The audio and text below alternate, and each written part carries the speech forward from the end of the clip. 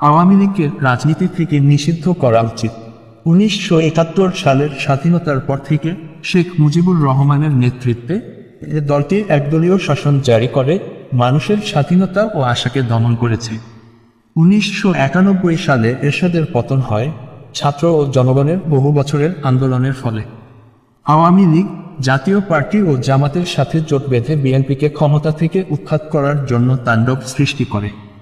আওয়ামী লীগ পরে ১৯৯৬ সালে এরশাদের সাথে সরকার গঠন করে এবং তাকে তার বিরুদ্ধে থাকা সমস্ত মামলা থেকে মুক্তি দেয়।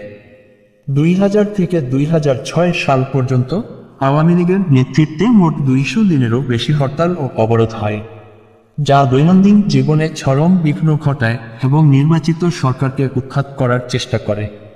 ২০০৭ থেকে ২০০৮ সালের কেয়ারটেকার সরকারের পর যখন পরিবর্তনের আশা ছিল, তার শাসনামল আরও একনায়কতান্ত্রিক হয়ে ওঠে। শেখ হাসিনা বা তার ছেলে ভারতের অনুরোধে জাতীয় পার্টির সাথে মিলিত হয়।